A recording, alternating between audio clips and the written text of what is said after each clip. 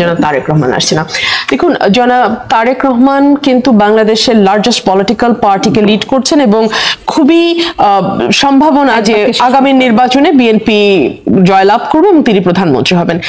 তার কাছে যে ইনফরমেশন গুলো থাকবে সেই ইনফরমেশন নট নেসেসারিলি আমাদের সকলের কাছে থাকবে। দেওয়া হচ্ছে না বলছেন আপনি? আমি জানি না, it could be that, it could be his security threat, it could be anything.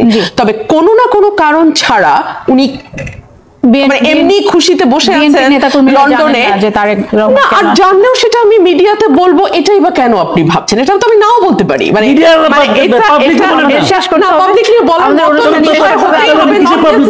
যে এখন যেহেতু সংস্কার নিয়ে আলোচনা হচ্ছে, ঐকমত্য কমিশনের সাথে বিএনপির বৈঠক হচ্ছে, অনেকেই বলছেন যে পুরাতন যে রাজনৈতিক ব্যবস্থা সেটির কোনো মৌলিক পরিবর্তন আসলে বিএনপি চাচ্ছে না। বিএনপি আসলে যে জিনিসগুলোতে একমত হচ্ছে সেই জিনিসগুলো এমন কোনো গুরুত্বপূর্ণ বিষয় না, যেগুলো গুরুত্বপূর্ণ বিষয় সেগুলোতে বিএনপি আসলে একমত হচ্ছে না। যেমন যদি একটু উদাহরণ দিই, যে যেমন দলনেতা, সংসদ নেতা, প্রধানমন্ত্রী যদি তিনজন আলাদা ব্যক্তি হন, সেক্ষেত্রে আসলে বিএনপির সমস্যা কি? বিএনপি এত বড় একটি দল, তারা কি শঙ্কিত যে তিনজন নেতা তারা পেতে স্ট্রাগল করবেন বা তারা পাবেন না?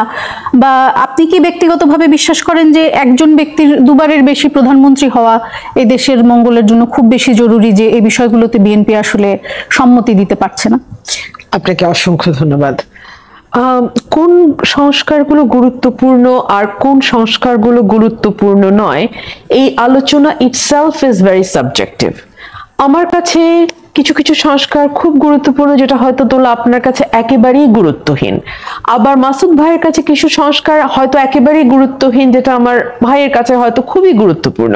সো কোনটি গুরুত্বপূর্ণ কোনটি গুরুত্বপূর্ণ না, it is very subjective, number one.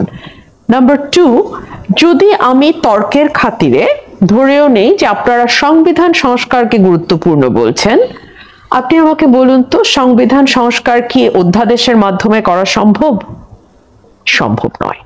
এটা সংবিধানেই পরিষ্কারভাবে বলা আছে, 2/3 মেজরিটির ভোটে সংবিধানের কোনো আর্টিকেল আপনি সংশোধন করতে পারেন। সংযোজন, বিয়োজন, সংশোধন, পরিবর্ধন, পরিমার্জন, সকল কিছুর জন্যই 2/3 মেজরিটি পার্লামেন্টে থাকতে হবে। Without parliament you cannot amend a constitution. Very loud and very clear. 3 number, কেউ যদি তর্কের খাতিরে প্রশ্ন তোলে সংবিধানই কি বাংলাদেশে এখন গণঅভ্যুত্থানের পরে বলবৎ আছে, আমি খুবই বিনয়ের সঙ্গে তাকে বলবো শতভাগ বলবৎ আছে। কেন বলবৎ আছে? বলবৎ আছে বিকজ এই সরকারটির যে ভিত্তি সেটি আবেগের বশে, অনেকেই বলবেন রক্ত, অনেকেই বলবেন জীবন, অনেকেই বলবেন এই দেশের মানুষের ভালোবাসা এবং সমর্থন, এই সকল কিছুকে একপাশে সরিয়ে রেখেও এই সরকারটিকে বাংলাদেশ সুপ্রিম কোর্টের রেফারেন্স চাইতে হয়েছে এই সংবিধানের আর্টিকেল 106 অনুযায়ী। এবং আমি সুপ্রিম কোর্টের রেফারেন্সটা 15 লাইন মাত্র, হ্যাঁ, ইট ইজ অলমোস্ট আমার মুখস্থ। এখানে পরিষ্কার বলা আছে, যেহেতু অন্তর্বর্তীকালীন সরকারের কোনো প্রভিশন কনস্টিটিউশনে নাই, সেহেতু এই জরুরি অবস্থায় নির্বাহী কার্য সম্পাদনের জন্য এই উপদেষ্টা, একজন প্রধান উপদেষ্টা এবং উপদেষ্টা মণ্ডলীকে রাষ্ট্রপতি নিয়োগ প্রদান করিবেন। Very loud and very clear. আপনার এই ক্ষমতার ভিত্তিটি হচ্ছে আর্টিকেল 106 সুপ্রিম কোর্টের রেফারেন্স আন্ডার দ্য কনস্টিটিউশন। সুতরাং কনস্টিটিউশনকে সরিয়ে, পাশ কাটিয়ে, ফেলে দিয়ে আপনি ক্ষমতায় বসেননি, আপনি সংবিধান অনুযায়ী বসছেন। অ্যাটলিস্ট আপনি সুপ্রিম কোর্টের রেফারেন্সটা সংবিধান অনুযায়ী নিয়ে ওটার আপনার ভিত্তি তৈরি করেছে এবং সেখানে আপনাকে খুবই লিমিটেড কাজের পাওয়ার দিয়েছে, নির্বাহী কার্য সম্পাদন। এর বাইরে এখন আপনি পলিসি ডিসিশনে যাবেন, রাষ্ট্রের ভাগ্য পরিবর্তন, পরিমার্জন, পরিবর্ধন করবেন, সেই পাওয়ার কি আপনাকে দেয়া হয়েছে? আপনি যেটার বলে আসলে ওই চেয়ারে বসেছেন, আপনাকে কি সেই পাওয়ার দেয়া হয়েছে? হয় নাই তো। একজন আইনজীবী হিসেবে আমি আমার রাজনৈতিক পরিচয় সরিয়ে রেখে একজন আইনজীবী হিসেবে বলছি, আর্টিকেল 106 এর যে রেফারেন্স আপনি নিয়েছেন সুপ্রিম কোর্ট থেকে, সেখানে আপনি নেন নাই। আপনার সেই ক্ষমতা ওইটুকু পেরিফেরির মধ্যেই সীমাবদ্ধ, এর বেশি ক্ষমতা আপনি নেন নাই বা আপনাকে দেয়া হয় নাই। 4 হচ্ছে, ওয়েস্টমিনিস্টার ডেমোক্রেসিতে আপনি কোথায় দেখেছেন যে এরকম নিয়ম আছে এক ব্যক্তি 2 বারের বেশি প্রধানমন্ত্রী হতে পারবে না? আমরা তো একটা ডেমোক্রেসি ফলো করি। চায়নাও কিন্তু বলে আমরা আমাদের মতো ডেমোক্রেসি ফলো করি, ওটা চাইনিজ ডেমোক্রেসি।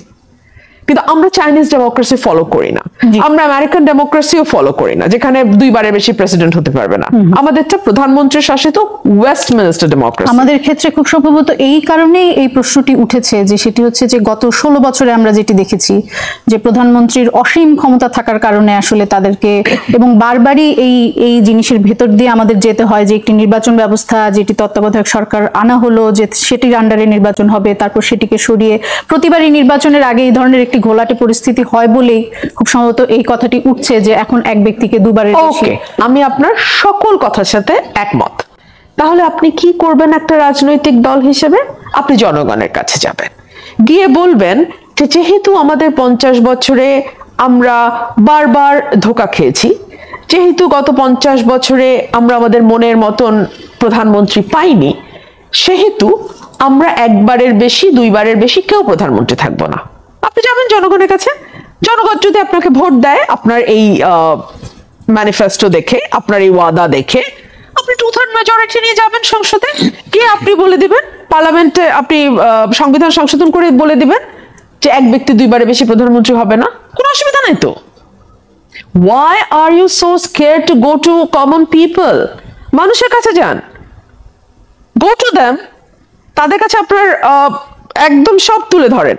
50 বছরে এই হয়েছে, এই হয়েছে, সো আমি আসলে এই করব, হয়ে গেল। আচ্ছা, এখন একটা দল, রাজনৈতিক দল, উনি কাকে তার প্রধান করবেন আর কাকে করবেন না, এটাও কি এখন রাষ্ট্র সংস্কার অন্য দল মিলে ঠিক করবে? এই ইচ্ছা পোষণটাও কি কর্তৃত্ববাদী ইচ্ছা পোষণ নয়? আমার বাড়িতে হেড চেয়ারে কে বসবে এটা কি আপনি ঠিক করতে পারেন দোলা? আপনি যখন এটা ঠিক করার এখতিয়ার চাইবেন, তখন তো আমি বলবো যে আপনি খুবই অবৈধ, অসঙ্গত, অমার্জিত, অশোভন এবং অন্যায় আবদার নিয়ে এসছেন, যেই আবদারটি আপনাকে একজন কর্তৃত্ববাদী মানুষ হিসেবে আর 10 জনের সামনে পোর্ট্রে করছে। সবটা করবেন না, তাই না? একইভাবে একটা রাজনৈতিক দলেরও কে প্রধান হবে আর কে হবে না, এটা আমরা আমাদের দলীয় সিদ্ধান্ত মোতাবেকই করব। আমরা কি কখনো বলতে পারি আওয়ামী লীগের প্রধান কে হবেন, জামাতের প্রধান কে হবেন? আমার মনে হয় না তারা বলে দিতে চাচ্ছেন যে কোন দলের প্রধান কে হবেন। তারা শুধু বলছেন যে সংসদ নেতা, প্রধানমন্ত্রী এবং দলীয় প্রধান যেন একই ব্যক্তি না হন, সে ধরনের একটি প্রস্তাব এসেছে। আমার দলের নেতা যেমন আমি চুজ করব, সংসদে যদি আমি 151টা আসন পাই, কথার কথা, তর্কের খাতির, সব তর্ক, 151টা আসন পাই, আমার প্রধানমন্ত্রী আমি ঠিক করব না? কে ঠিক করবে? উনি ঠিক করবেন? উনি ঠিক করবেন না আমরা ঠিক করব? Simple, very simple. অনেক ক্ষেত্রে তো দল ঠিক করে কিনা সেই বিষয় নিয়েও অনেক বিতর্ক আছে, যে দলের ভিতরে আসলে কতটা গণতন্ত্র আছে যে তারা সেটি ঠিক করতে পারেন নাকি এটা আগে থেকেই। আমি দোলা আপনার উত্তরটা দিয়ে যাই।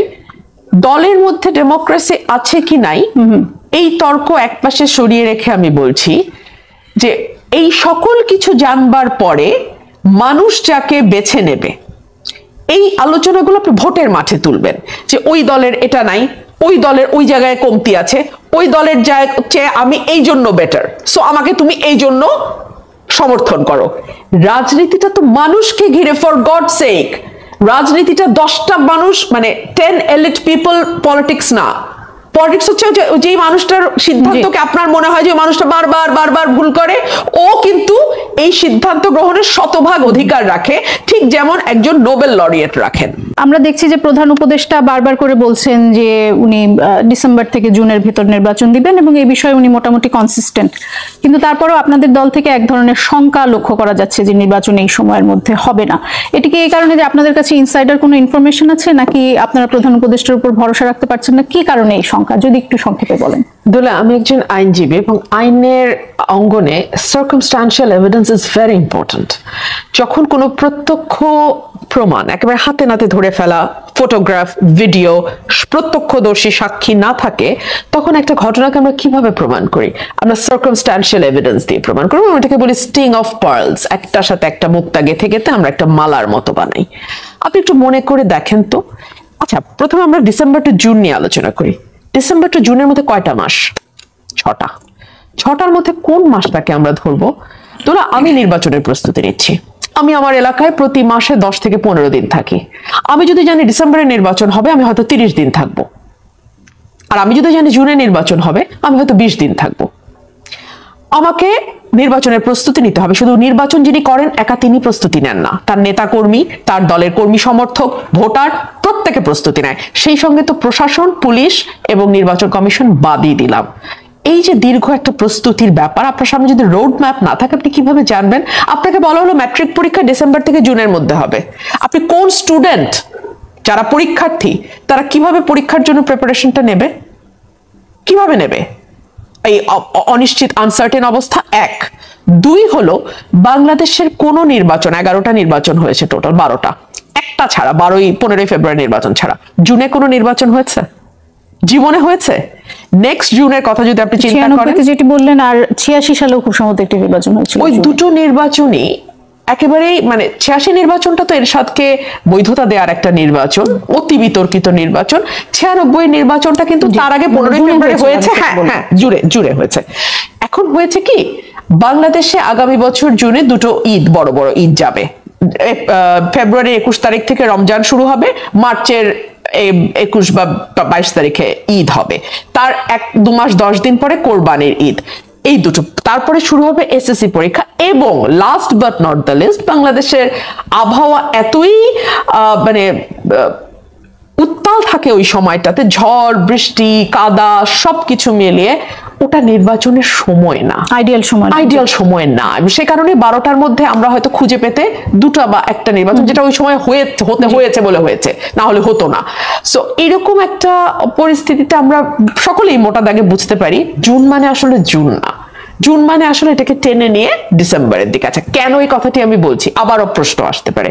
বলছি এ কারণেই, আপনি কি লক্ষ্য করেছেন যে একটা রব প্রথমে এনসিপির একজন নেতা, ভাইটাল নেতা তুললেন, এই সরকারের প্রধান, অন্তর্বর্তীকালীন সরকারের প্রধানকে আমার খুব শখ 5 বছর নির্বাচিত সরকারের প্রধান দেখা। তারপরে আপনারা দেখলেন ঈদের নামাজে উনি যখন হাত মেলাচ্ছেন, 2 পাশ থেকে রব উঠছে, 5 বছর 5 বছর। এখানেই থামলো না, ফেসবুকে ঝড় উঠলো। আমরা ওনাদের, আমরা নতুন রাজনৈতিক দল, আমার ছোট ভাই বোন, আমার সন্তান তুল্য, তারা রাজনীতিতে এসেছে, মোস্ট ওয়েলকাম, এবং আমি আমার পলিটিক্যাল ফ্রেন্ড হিসেবেই তাদেরকে দেখছি। কিন্তু সত্যি জানেন, আপনি গ্রামে গঞ্জে, গ্রামগঞ্জও বাদ দেন, আপনি জেলা শহরগুলোতেও, ইভেন বিভাগীয় শহরগুলোতেও যদি আপনি ওনাদের মানে জনসম্পৃক্ততা বা ওনাদের কোনো রাজনৈতিক কার্যকলাপ আছে কিনা দেখেন, আপনি কিন্তু পাবেন না। কারণ আমি নিজে যেহেতু একটা কনস্টিটুয়েন্সিতে আমি কাজ করছি,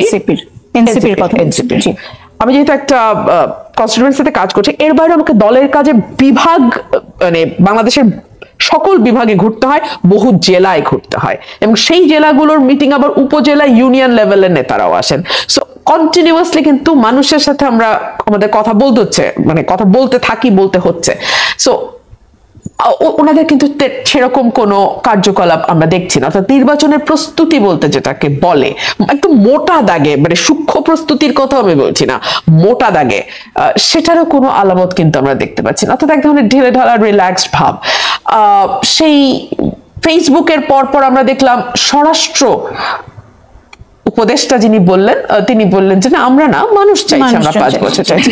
এটা হচ্ছে with the string of pearls. আপনি একটার সঙ্গে একটা মুক্তা গাঁথেন, আপনি আপনার উত্তরটা পেয়ে যাবেন। সে কারণেই না আমরা খুব কনফিডেন্ট হতে পারি। সামাজিক যোগাযোগ মাধ্যমে যে এই ধরনের একটি আলোচনা হচ্ছে যে এই সরকারকে আরো 5 বছর দেখতে চান, বা ডক্টর ইউনূসকে আরো 5 বছর দেখতে চান, এটি কি আপনার মনে হচ্ছে যে এটি অর্গানিক কোনো আলোচনা নয়, এটি কোনো প্রোপাগান্ডা করে চালানো হচ্ছে, নাকি আপনার মনে হয় যে রাজনৈতিক দলগুলোর উপর মানুষের এক ধরনের আস্থাহীনতা আছে বলে এই ধরনের একটা আলোচনা হচ্ছে?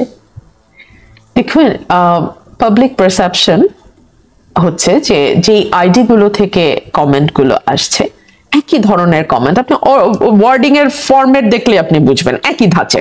আমার বিরুদ্ধে যে কথাগুলো হয় একই ধাঁচে, মানে এই শব্দটা আগে, ওই শব্দটা পরে দিয়ে, বক্তব্য কিন্তু একই। ঠিক তেমনি নির্বাচন বিরোধী যে প্রোপাগান্ডা, সেটা হচ্ছে একদল গিয়ে আরেক দল আসবে, খাওয়ার বদলে খাওয়া, এই একই ফরম্যাটে। কোনো অর্গানিক মানুষ সে তার মেধা কম হতে পারে, কিন্তু এরকম ডুপ্লিকেট লাইন সকল টকশোর নিচে, সকল আলোচনার নিচে, সকল কথার নিচে একই ফরম্যাটে একই কথা সকলে বলতে থাকবে, এটা হয় না, এটা হতে পারে না। হ্যাঁ, সো এই কারণেই খুব স্ট্রং, আপনার মনে হচ্ছে পরিকল্পিত, আমার মনে হচ্ছে না, public perception is very strong যে এটা একটা, আর এর বাইরে